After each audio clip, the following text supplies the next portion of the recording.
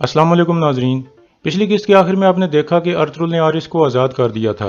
इस किस्त के आगाज़ में सादतीन महापरी के पास पहुंचता है। उसके आते ही महापरी पूछती है, तुम सुल्तान को कैसे कत्ल करोगे सादतीन? सादतीन कहता है, जब सुल्तान कायसरी में अपने जानशीन का ऐलान करेंगे तो उसके बाद वो एक बड़ी परेड मुनक्कद कराएंगे। मैं साए की तरह उनके साथ होऊंगा। महापरी कहती है, मैंने पूछा है कि तुम अपना काम करने के काबिल कैसे होगे सादतीन? तुम उसकी फौज में कैसे घुसोगे? सादतीन कहता है, बावर्ची नसीरुद्दीन मेरी जेब में है महापरी खातून। महापरी हैरान होते हुए कहती है, सुल्तान का सबसे काबिल एतमाद आदमी जो उसके लिए खाना पकाता है और कभी उसे अकेला नहीं छोड़ता, ये नामुमकिन है। सादतीन कहता है, वो अपने गुनाहों और कमजोरियों के साथ मेरी जेब में है महापरी खातून, आज वो मेरी वजह से जिंदा है। महापरी कहती है, आप अपनी वफादारी के बदले में मेरे बेटे गियासुद्दीन से क्या चाहते हो? सादतीन कहता है, उनकी हुकूमत में एक ओहदा जो सुल्तान गियासुद्दीन की कमांड में हो। फिर सादतीन पूछता है, आप मलिका आदिला और उसके बेटे अरसलान का क्या करेंगी? महापरी कहती है, जब तुम सुल्तान को कत्ल कर दोगे उसके बाद मैं उन दोनों को भी कत्ल करा दूंगी। मैं उन्हें कभी कोनिया नहीं पहुंचने दूंगी। फिर सादतीन वहां से चला जाता है। दूसरी तरफ खुफिया गार में तीतन कहता है, खड़े हो जाओ, हम जा रहे हैं। यह सुनकर सब खड़े हो जाते हैं। इतने में अफसा और असलहान हरकत में आ जाती हैं।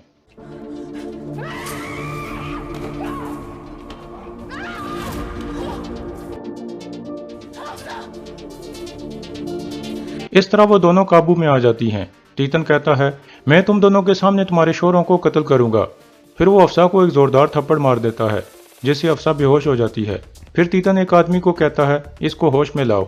ये सुनकर वो आदमी उस पर पानी डालने लगता है।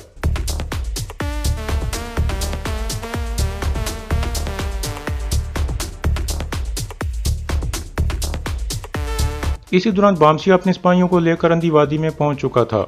फिर वो सिपाहियों को कहता है, तुम सब झाड़ियों के पीछे छुप जाओ, जैसे ही लड़ाई शुरू हो तो निकल कर आ जाना। यह सुनकर वो सब झाड़ियों के पीछे छुपने लगते हैं। इसी दौरान तुर्गत भी कमांडर एंगलोस को लेकर अंधी वादी की तरफ बढ़ रहा था।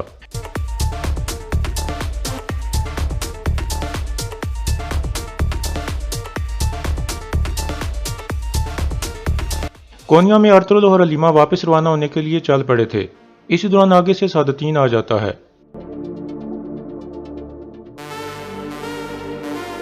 अर्तुगरुल हलीमा और बाकी सिपाहियों को वहां से भेज देता है। फिर सादतीन अर्तुगरुल के पास आकर कहता है, तुमने अपने झूठों से मुझे रियासत की खिदमत करने से रोक दिया है। हो सकता है कि आज मैं कुछ नहीं हूं, लेकिन कल मैं बहुत ताकतवर हो जाऊंगा। फिर मैं रियासत और तुम्हारे तुर्क कबीलों को बहुत बुरी तरह से तुम्हारे खिलाफ कर दूंगा। अर्तुगरुल कहता है, जब वो दिन आएगा तो उस वक्त मेरे पास कोई सब्र बाकी नहीं बचेगा। फिर मेरे सामने मत आना, वरना मैं उस जगह को तुम्हारी कब्र बना दूंगा। यह कहकर अर्तुगरुल आगे बढ़ जाता है। दूसरी तरफ बामसी एक सिपाही को कहता है, हम तुम्हारे हाथ बांध कर ऐसे जाहिर करेंगे कि तुम आरिस हो। यह कहकर बामसी उसके हाथ बांधने लगता है।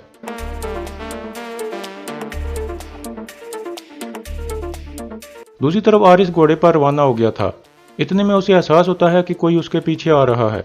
वो रुक कर देखता है तो उसके पीछे सादतीन के सिपाही आ रहे थे। यह देखकर आरिस कहता है, अच्छा तो खेल अभी जारी है। फिर वो घोड़ा भगा देता है।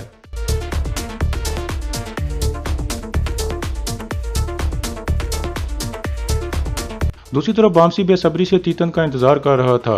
एक सिपाही को बांधकर बिठा दिया गया था। इसी दौरान तीतन भी औरतों को लेकर आ रहा था। फिर वो रुककर अपने आदमियों को कहता है, कुछ आदमी मेरे साथ आओगे और बाकी छुपकर मेरे इशारे का इंतजार करोगे। हमने हर हाल में तुर्गत और बामसी को कत्ल करना है। इसके बाद तीतन कुछ आदमियों के साथ आगे बढ़ जाता है। थोड़ी देर बाद वो बामसी के सामने पहुंच जाता है।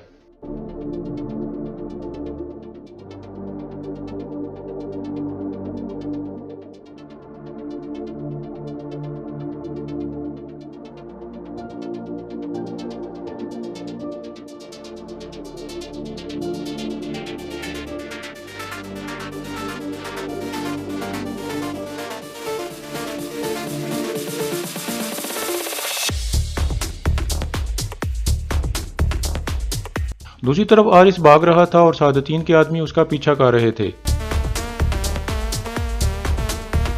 एक जगह पर आरिस अपना घोड़ा रोक लेता है और अपनी तलवार निकाल कर कहता है, तो सादतीन ने तुम लोगों को भेजा है। उस कुत्ते के आगे हथियार फेंकने का मेरा कोई इरादा नहीं है। गोख्तू अपने सिपाहियों को कहता है, इसको जिंदा पकड़ लो, हमारे अमीरी हजरत खुद इसे निपटेंगे।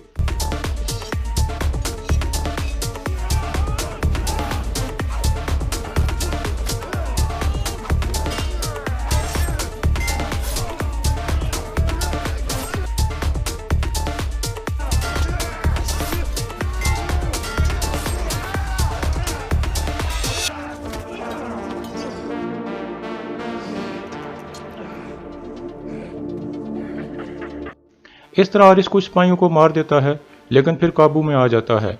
फिर गोख्तू अपनी तलवार निकाल कर आगे बढ़ता है और आरिस को कहता है, हम उनको पसंद नहीं करते जो हमारे राज जान लेते हैं। तुम्हें पता है क्यों? क्योंकि जब वक्त आता है तो वो अपने राजों को इस्तेमाल करके हमें नुकसान पहुंचाते हैं, और तुमने हमें नुकसान पहुंचाया है, लेकिन तुम हमें कत्ल करने में नाकाम हो गए हो। अब तुम मरोगे। दूसरी तरफ बामसी तीतन को कहता है, या तो तुम बच्चों को अगवा करते हो या फिर औरतों को। क्या तुम मर्दों की तरह लड़ना नहीं जानते तीतन? तीतन कहता है, तुम जानते हो मैं ऐसा पहले कर चुका हूँ बामसी। सामसा को मैंने कत्ल किया था, क्या तुम्हें याद नहीं है? यह सुनकर बामसी उसे गालियां देने लगता है। फिर तीतन पूछता है, तुर्गत कहाँ है? बामसी कहता है, तुर्गत का तुमने क्या करना है? तुमने आरिस का कहा था, हम उसे ले आए हैं। तीतन कहता है, मुझे आरिस का चेहरा दिखाओ। बामसी कहता है, पहले तुम औरतों को हमारे हवाले करो। तीतन कहता है, क्या तुमने मुझे बेवकूफ़ समझा हुआ है बामसी? आरिस का चेहरा दिखाओ वरना तुम्हें औरतों की लाशें मिलेंगी। फिर तीतन कहता है, मैं 3 तक गिनूंगा, इसका चेहरा दिखाओ वरना मैं औरतों को ज़बह कर दूंगा। फिर वो गिनती पढ़ने लगता है।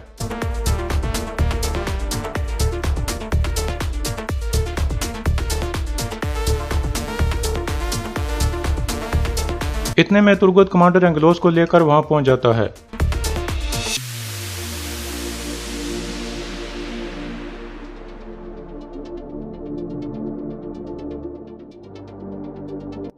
फिर तुर्गत कहता है, अब मैं 3 तक गिनती गिनूंगा तीतन, या तो तुम औरतों को छोड़ दोगे या फिर मैं बिलाचे के गवर्नर के बेटे को कत्ल कर दूंगा। यह कहकर वो गिनती शुरू कर देता है। दूसरी तरफ सादतीन की आदमियों ने आरिस को काबू किया हुआ था। गोख्तू आरिस को कहता है, ना ही तुम्हारा शहंशाह तुम्हारे साथ है और ना ही तुम्हारी हुकूमत। अब कौन तुम्हें हमसे बचाएगा?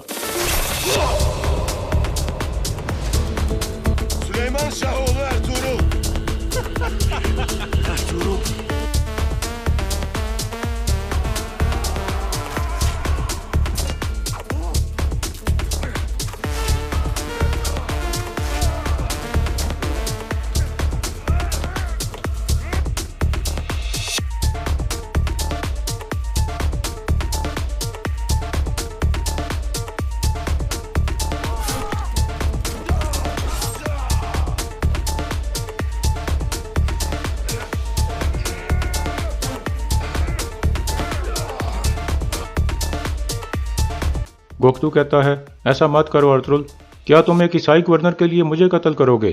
अर्तुल कहता है, मैं सिर्फ जुल्म और जालिमों के खिलाफ हूँ। मैं मजलूमों की मदद करता हूँ, चाहे वो मेरे दुश्मन ही क्यों ना हो, और मैं गद्दारों को माफ़ नहीं करता, चाहे वो मेरे भाई ही क्यों ना हो।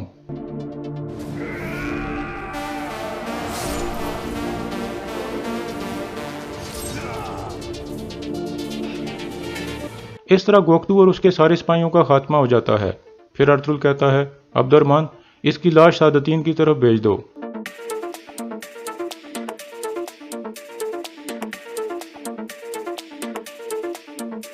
दूसरी तरफ तुर्गत गिनती गिन रहा था। एंगलोस कहता है, लानत है तीतन, औरतों को छोड़ दो, क्या तुम देख नहीं रहे कि ये मुझे मार देगा?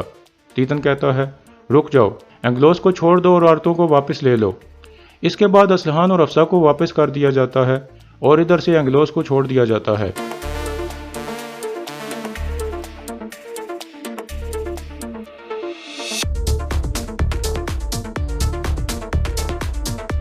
फिर तीतन कहता है, यह अभी ख़त्म नहीं हुआ, मैं दोबारा आऊँगा। तुर्गत कहता है, जब तुम आओगे तो हम तुम्हारा इस्तकबाल करने के लिए मौजूद होंगे। फिर तीतन अपने आदमियों के साथ वापस चला जाता है।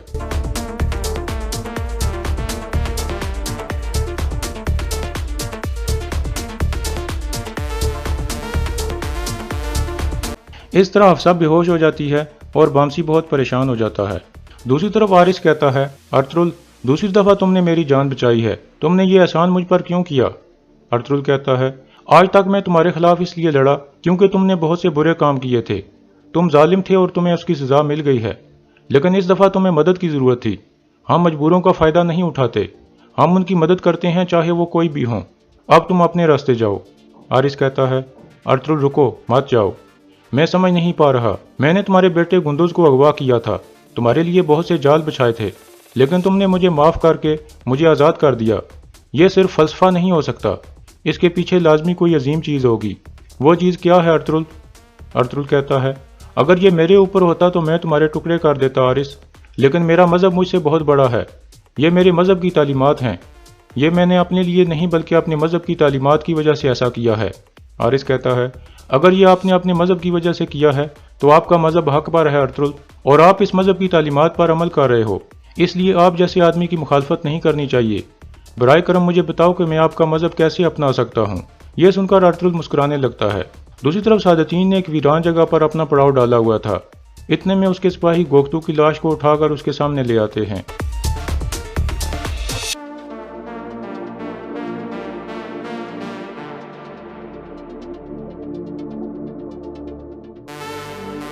پھر سعادتین پوچھتا ہے کیسے ہوا یہ؟ ایک سپاہی کہتا ہے ہم نہیں جانتے امیر حضرت، لاش ہمیں ایک درخت کے نیچے ملی ہے۔ سعادتین دل میں کہتا ہے آہ ارطغرل، تم اپنے کرتوتوں کا حساب چکاؤ گے، میں تمہیں محل کے دروازوں پر لٹکا دوں گا تاکہ تمہیں سب دیکھ سکیں۔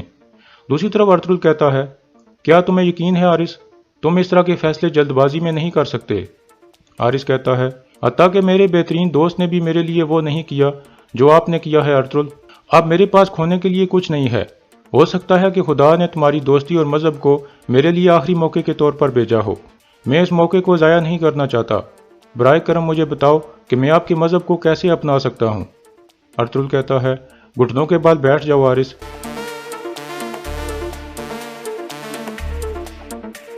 پھر ارطغرل کہتا ہے اب ان الفاظ کو دہراؤ حارث، اشہد ان لا الہ الا اللہ و اشہد ان محمد عبدہ و رسولہ۔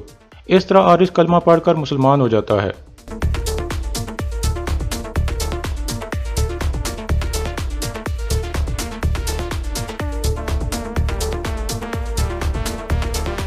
اس کے بعد ارطغرل، عبد الرحمن اور حارث ایک طرف روانہ ہو جاتے ہیں۔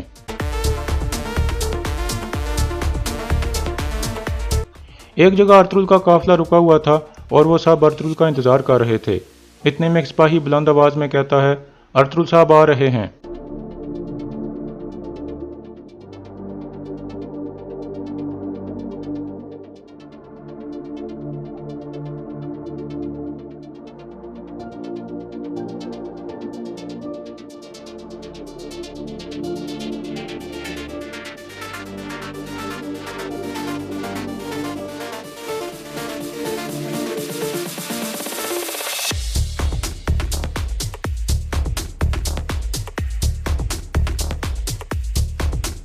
پھر حلیمہ کہتی ہے حارث یہاں کیا کر رہا ہے ارطغرل؟ ارطغرل کہتا ہے حارث نہیں حلیمہ، احمد۔ یہ سن کر حلیمہ حیران پریشان ہو جاتی ہے۔ پھر ارطغرل کہتا ہے احمد نے اپنی بری عادتوں کو چھوڑ کر اللہ کے راستے کو چن لیا ہے، لیکن حلیمہ کو یقین نہیں آتا اور وہ اپنی تلوار اٹھا لیتی ہے اور پھر کہتی ہے مجھے اس پر یقین نہیں ہے، اس نے جو کام کیے ہیں اس کے بعد میں یہ کیسے مان لوں؟ یہ سن کر حارث چل کر حلیمہ کے آگے بیٹھ جاتا ہے۔ حارث کہتا ہے حلیمہ خاتون، میں نے آپ کے بیٹے اور آپ کے قبیلے کے ساتھ جو کیا ہے اس کے لیے مجھے معاف کر دیں، اور ارطغرل صاحب کے بہادر سپاہیوں، میں آپ سب سے بھی معافی مانگنا چاہتا ہوں، میں نے اپنی ساری زندگی ضائع کر دی، اب سے میں ایک سپاہی بن کر اسلام اور ارطغرل صاحب کی خدمت کرنا چاہتا ہوں۔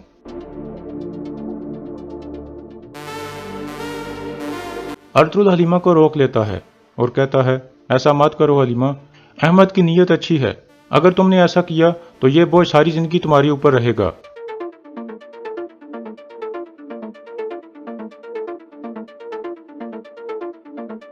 پھر حلیمہ کہتی ہے تو پھر اللہ تمہارے پچھلے گناہ معاف کرے احمد طلب، اب سے تم اللہ کے راستے پر ہمارے بھائی ہو۔ احمد کہتا ہے آپ کا شکریہ حلیمہ خاتون۔ پھر ارطغرل صاحب سے مخاطب ہو کر کہتا ہے سعادتین نے اپنے کتے گوگتو کو حارث کو قتل کرنے کے لیے بھیجا تھا، وہ احمد کو مارنے ہی والا تھا کہ میں نے اسے مار دیا۔ سعادتین کی حرکت سے واضح ہو گیا ہے کہ ابھی اس کے فتنوں کا خاتمہ نہیں ہوا، میرے خیال میں ہمارے سلطان کی جان خطرے میں ہے، اس طرح کی صورتحال میں قبیلے واپس جانا میرے لیے ناممکن ہے۔ سپاہیوں، میں حلیمہ سلطان کو آپ کی امانت میں سونپتا ہوں، میں واپس سلطان کے پاس جا کر انہیں اس سنگین صورتحال کے بارے میں آگاہ کرنا چاہتا ہوں، اللہ آپ صاحب کی حفاظت فرمائے۔ پھر ارطغرل حلیمہ کو کہتا ہے احمد تمہیں وہ جگہ دکھائے گا جہاں تیتن رہتا ہے، تم قبیلے جا کر سب کو آگاہ کر دینا، ترگت اور بامسی صاحب سنبھال لیں گے۔ پھر احمد زمین پر نقشہ بنا کر اس خفیہ غار کے بارے میں بتانے لگتا ہے۔